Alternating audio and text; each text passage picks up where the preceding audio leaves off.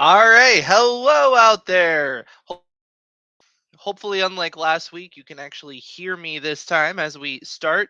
This is the drop the beat. Although you'll notice I have a weird thing going on with my headset. Yeah, see, this happened because my 5-year-old broke my headset, and I actually ordered one, and then the connection actually is wrong. So sorry, you're gonna have to bear with this, but figured you would enjoy it. But it kind of gets to what we're talking about today, which is the inciting incident. It's something unexpected that happens to the main character that affects the plot. So we have so much fun we're gonna have today talking about drop the beat challenge. So I know some of you are on and you have already been part of the drop the beat challenge. Yes, Stephanie asks, how's everyone's beat sheet? How is everybody doing with their beat sheet? How are you progressing through all of this? You finished it and you turned it in with a healthy reminder that you are bad out outlines. Well, that's fine. I'm glad. I'm not want to say I'm glad you're bad at outlines, but I'm kind of am glad that we're giving you a challenge. We're giving you something that you don't normally do. You don't think you're great at because practice, right? And getting it out there is going to mean you're going to get better and better. Mine is still a work of progress. It's a good thing we have plenty of time. We do have plenty of time, but don't let that creep up on you. The end of the challenge is going to be towards the end of the month. Too focused on other things and have not started. Trying to sell the house and get a new job. Yeah, well, get on it. No, I'm just kidding. Sounds like a lot's going on. So you got some times. You got some times. Sure, sure. Nowhere near done. That is fine. There is this fantasy class that is taking your attention. Uh-oh. I don't know what's going on there. Probably. Will there be a replay of the Zoom this past Friday? You couldn't attend the class. Are you referring to the members only event? If you are, then if you go into the member community, it is up. I put it up yesterday. So check it out. Yeah, if you're a member, if you're an AutoCrit Pro member, you get access to special community events. We did one last Friday where we all brainstormed a worksheet together. I'm not going to reveal that this live stream, but next live stream when we talk about feedback and we're going to pull in some of the members drop the beat sheets and things like that, we'll actually show you what the members did. We came up with a really cool beat sheet together in about 45 minutes. It was fun. It was good times. And you can see what we did and what we brainstormed together. Now, you might be wondering what is going on, all this chit chat. What is this drop the beat challenge? The drop the beat challenge is a way for us to tell you to is a way for us to help you learn how to make a beat sheet. Now, a beat sheet is a skeleton of your story. It's all of those major points of the story where something happens in the plot, something affects the main character. We talk about the heartbeat of the story in a sense, which is why we call them beats. It makes a lot of sense. Now, if you're not part of the Drop the Beat challenge, don't worry. You've got plenty of time to join. You can click here at the link below. Yeah, you'll see it in the description as well. If you don't want to have to write that down, it's kind of complicated, right? It'll be in the description below as well, and you can click that link, drop the beat challenge registration, and you can join. And it's free to join. There will be prizes drawn and things like that. And the forum is open, so if you're part of the challenge, you can go ahead and submit forms if you want, but you can also take more time if you would like. Um, the forums will not close until the 26th. So you've got lots of time, but you know how we are as writers. Don't think of it as a lot of time for sure. All right. Thank you so much for posting it. Yeah, no worries. No worries. Just got home a week out and now you're starting the fantasy class and you're working on the beach sheet. You're just busy and I love it. Keeping our writers busy. It's a lot of fun to get involved. Now, today I wanted to speak about a specific story beat. This story beat is critical to understand story beats. It's critical for your writing because this is the way to really hook an audience and get them committed to finish your story. And I'm going to be talking about the inciting incident. Yes. Now, the important thing about the inciting incident, first of all, is that it breaks the flow. And I don't mean it breaks the flow of your writing, like your prose. I mean it breaks the flow of life for your main character. This is something where s- an element of the world around them, an element of their life, something major changes in the main character's life, and they have to react to it. And the reason is kind of self explanatory. If this was just an everyday situation and the main character just, people don't make major decisions for no reason. And often stories are about a character making a major change in their life, or at least a subtle change that creates a major change. But we don't usually start with a static person. If we did, well, then what is the story even about, right? There's nothing really to get it going.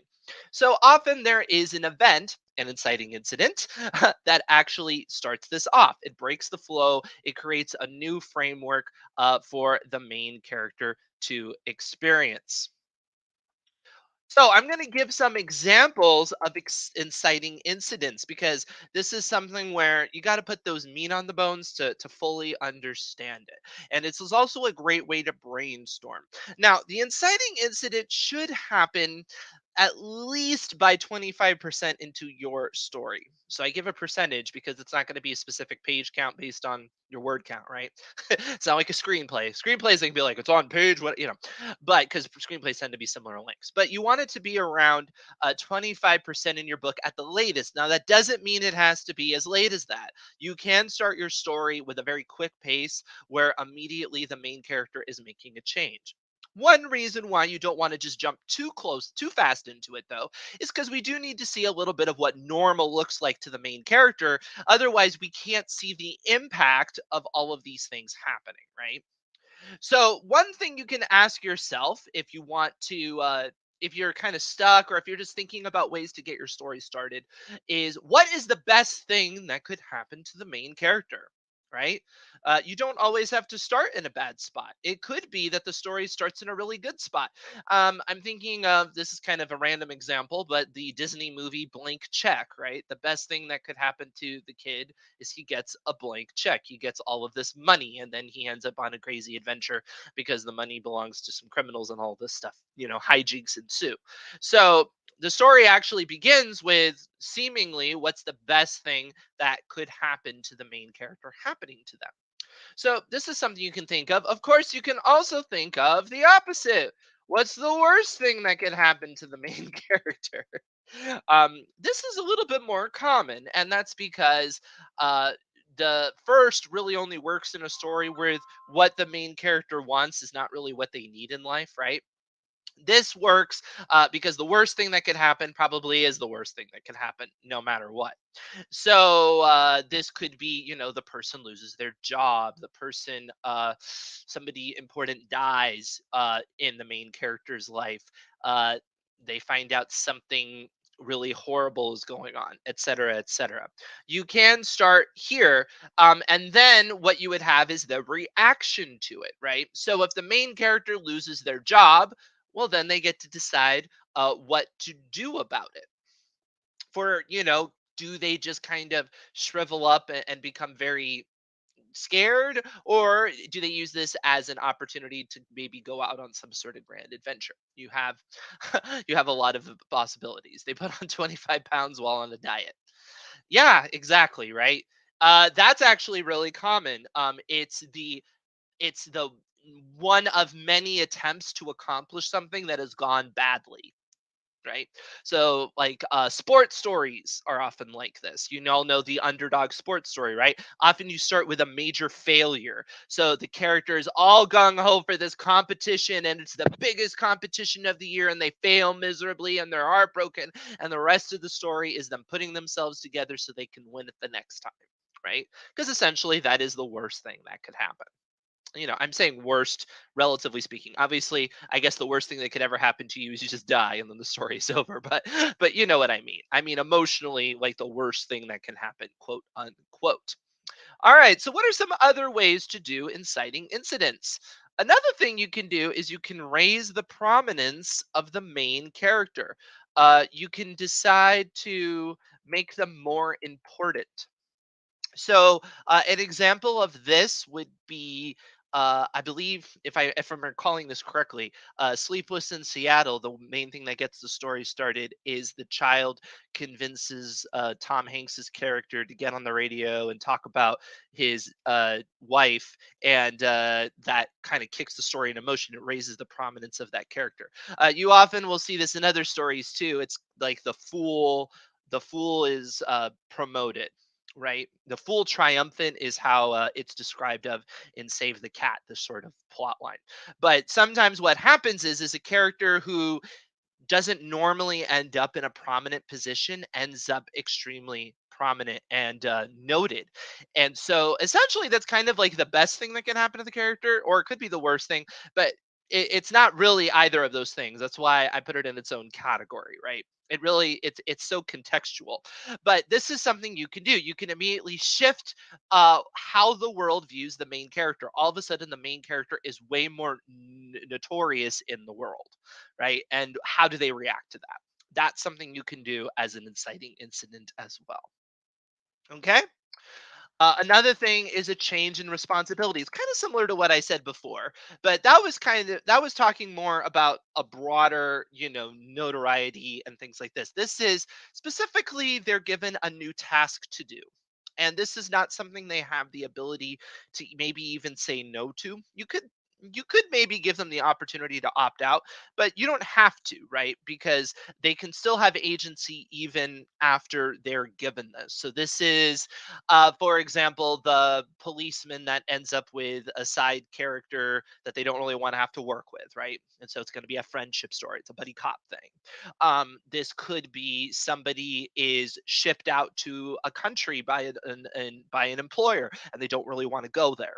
Right. And it's like they kind of have to because otherwise they're going to lose their job. So they don't really have the, sure, they could quit, but do they really have the option? Not really. So, they go, right? This is something you can do to shake things up and create an interesting starting point for the main character. Another thing you can do is the villain pounces. You can have your main antagonist or villain, either or. It could be, usually if it's pouncing, it's villainous because it's an evil moral force, but not necessarily. Oh, this is a great example. Three men and a baby having a baby left at the door. Right, change in responsibility. Exactly. My main character is stuck emotionally after the accidental death of her best friend. The main character does not believe it's an accident. Oh, we're going to get there. That's very similar to a beat that I'm going to talk about, or an option for the incident that I'm going to talk about. I start my story with something happening that causes my antagonist's actions in the story. Okay. That's something I didn't even think about, but that does make a lot of sense. That it's something that the main character does that spurs action of the antagonist, and we're not exactly aware of it. Clever, clever. I can see that. That actually is a good option. I didn't think of that, so thank you, Dick. Now, the villain pounces. The idea of this is that the way we start out is we actually see that the villain is doing something, the antagonist is doing something, and it's threatening the main character, right? So rather than start with the main character, or we may not even start with the main character at all. We might start with, this is the aliens are arriving, right? And so that's obviously going to be the main thing that's going to affect the characters throughout the story. So the aliens are arriving, the monster is looming. This would be like Jaws attacking at the beginning of the story, things like that. This is a way, again, to create that reason for characters to behave differently than they might otherwise. All right. The mystery is established. This gets to the person that was talking about the main character who has a friend who dies and they're not sure if they died by accident. Establishing a mystery is a great way to begin your story, right? Because it's a question. These tend to be sometimes called information plots, or I like to call them meaning stories, because these are a quest to understand something. And the way you kick it off is by just simply raising the question, what's beyond those mountains, Or if it's like, well, we never go beyond those mountains, and all of a sudden one day they discover, they can see an animal on the other side of the mountains or another person just for a moment, and then they go down. Oh, okay, well, there is something on the other side of the mountains. It isn't just a wasteland like they thought, right? So now we have a mystery. Mystery is a great way of kicking off a story, and ultimately it doesn't even have to be a mystery story to have the inciting incident be a mystery. You can think of Alice in Wonderland, right? I mean, that's an unusual story to bring up because it is just a bunch of sequences. It doesn't really have a central conflict exactly, besides Alice wants to get back home, which is, pretty vague and not very trackable because it really is it's a satire.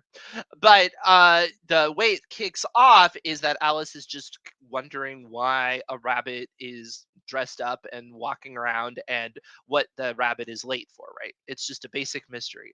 Sometimes these are called MacGuffins, right? When you have something that's set up that's a question that the character asks or is something they're pursuing, but it's not really relevant to the plot at all, like in total, they can be called MacGuffins, which is not the same thing as something that is relevant to the plot. So that's the difference. If you ever hear somebody use the term MacGuffin, MacGuffin is something where it's just something that gets the characters moving, and it starts it, but ultimately it becomes way bigger than that to the point where the MacGuffin doesn't even really matter. It's just kind of around.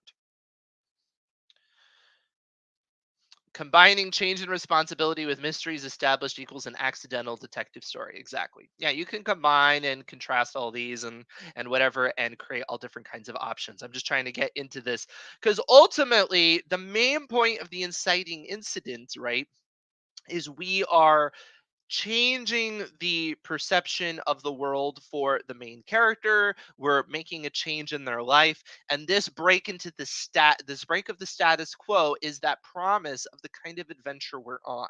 So it needs to be a good pitch. This is where you might have like that kind of elevator pitch where it's like, what if somebody who, I don't know, what if a traffic cop ended up stranded in the middle of Rio de Janeiro or something? You know what I mean? This is that sort of thing that it's like, oh, that would be kind of intriguing for sure. If you can substitute it for a lamp, it is a MacGuffin. I like that. Like that, that metaphor. I might say though, if you could substitute it for a muffin, it's a MacGuffin. How about that? All right. Secret is revealed. This is kind of similar to the last one. The last one, though, it's a mystery. We don't really know what it is. We're curious about it. We want to go deeper. And so, therefore, the character might be reacting. There's some sort of reason behind it. This this version of the inciting incident is that you actually find out something concrete, right? So it's not a mystery, it's a revelation. This is the did you know that, like Princess Diaries, did you know that you actually are related to royalty and you're in line for the throne?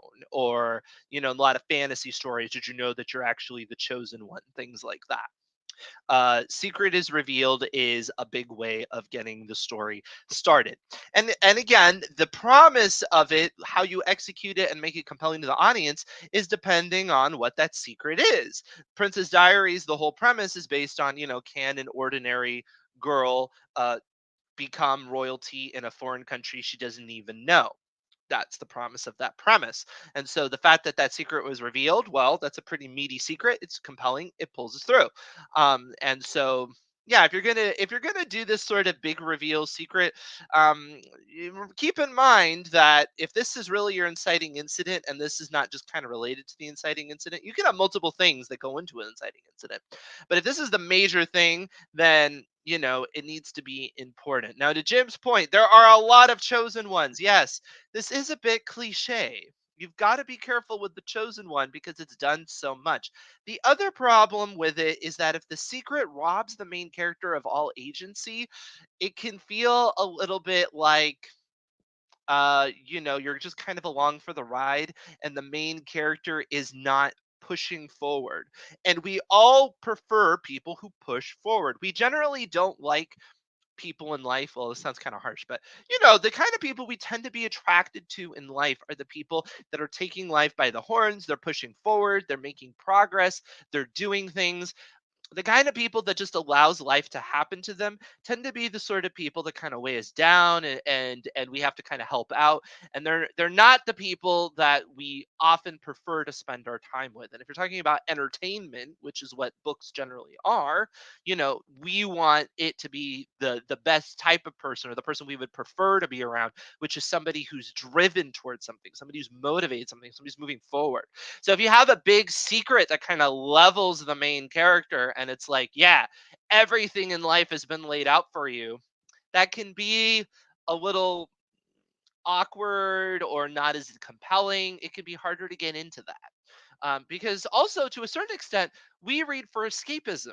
And we feel like a lot of times life is, I don't have as many choices as I wish I had in life, or I wish I had more agency. So we want to read about people that are empowered and have agency. We don't necessarily want to read about characters who just kind of have to do what the world is asking them to do, because that kind of feels like real life. And that's kind of lame. You know what I mean? So it does depend on the genre, though. But I will say the Chosen One twist really lends itself to this problem, and you've got to be really careful. And you can subvert it. Somebody mentioned, maybe you can subvert it by making the main character be an evil chosen one. I mean, the thing is, though, is the chosen one plot has been done so many times that even the subversions are a bit of a cliche. For example, exactly, Anakin Skywalker, right? A very famous example of this. A lot of times these have been done. Um, the main character isn't who you thought it would be because of a there's something in the prophecy that could be read multiple ways. That's been done a lot of times. There's a lot of ways to like twist on a prophecy that's already been done. I'm not saying you can never have prophecies, you can never have chosen ones, but just be careful. As inciting incidents go, it's a hairy one, hairy one, as in Harry Potter. It's a hairy one to do correctly, for sure. All right, so here's another one you can do. A new relationship is formed. Now, typically, this would be the inciting incident in a romance, because romance plots are relationship stories. And so often, what is the inciting incident is the main character meets the romantic interest. They have the meet cute, which can either be kind of a hate to love situation, or it could be they love them but it's awkward, or who knows what, right? Obviously it doesn't go completely hunky dory and everything hits it off, or there's not any conflict, right? Something is kind of askew. But this is another great inciting incident. Now, this doesn't necessarily have to be the main plot of your story, right? You can have an inciting incident where, because of somebody's motivation to uh, form a relationship with somebody, they go on a grand adventure. For example, Little Mermaid essentially is this, especially the Disney film, right? And ultimately, that's not really a romance story, even though that's central to the plot. It's really more of an adventure story in terms of the genre, right? It's got a lot of action sequences, and there's really very little interaction between the two main characters. A lot of times she spends without even having a voice. It's not really about the relationship. The relationship is more what undergirds all the adventure, right? So the motivation of the main character can, in fact, be the pursuit of a relationship, but that doesn't mean that they are, like I said, that it's a romance story. So you could have a story where somebody falls in love with somebody and then they get kidnapped, and then it's a thriller, right? But this is often something that comes up early on. So this is a way to form inciting incident. Another way you can do it is a relationship is broken. So it's the opposite of that. Uh, Instead of they form a new relationship, and then that's kind of the catalyst for them to go out and do something. It's actually the relationship is broken, and so therefore it's a catalyst to do something. Now, this certainly doesn't have to be the catalyst for a romance plot, right? It could be that because their girlfriend breaks up with them, they end up going on vacation, and this is the start of a horror movie where the vacation destination is some sort of horrible place, right?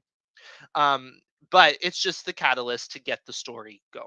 So keep in mind, like I said, the inciting incident is a way to get the story going, and it's to tell you what's motivating the main character, but it does not have to equal I am committed to this. This is the ultimate plot of the story. This is the only thing the audience is concerned about.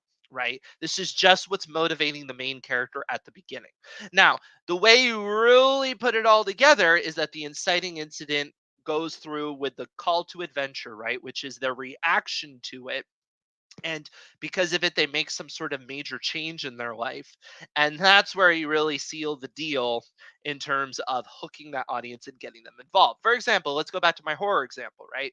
Imagine this is a story, their girlfriend breaks up with them, so they want to go and they want to chill out this horror destination, right? But we clue into the audience either through a prologue, kind of like Jurassic Park, where the main characters don't know they're going to a resort destination that's basically cursed, or we simply just put in enough clues into them to the audience that they can figure it out. But then we have that promise, right? We know at the point in which they're like, whatever, I'm sick of the world, this girlfriend dumped me, I'm sad, I'm going to this island, and we know that's a horrible idea and it's about to get really interesting, right? And so now we've signed up for the duration of the story, we're booked, and we're ready for the ride. That's how you land the inciting incident slash call to adventure hook, or a plot beat. But I call it a hook because really that whole beginning up to that point is how you're hooking the audience. You got to hook them right at the beginning, of course, and then you got to pull them through, establish the main character, get them attached to the main character. And this point is where we're going to decide if we like the adventure that the main character is on. And I use the term adventure loosely. It depends on the genre. The adventure could be just the pursuit of a new relationship. It could be it could be attacking a monster. It could be all kinds of levels. It is just an adventure for the main character because it's a new situation they're not typically in.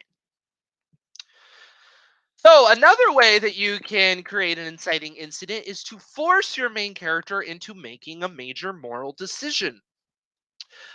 This can be very interesting. Like early on, you'll notice there's stories that will do this, and they make a major moral decision that perhaps they have regrets about. Right? You could have a story where a character maybe has some sort of PTSD because they were put in a life-threatening situation, and they had to make a moral choice on like maybe who they saved, and then they regret that decision, or it could just be somebody says, well, you could take this job and it's kind of sketchy, and they have to decide to do that.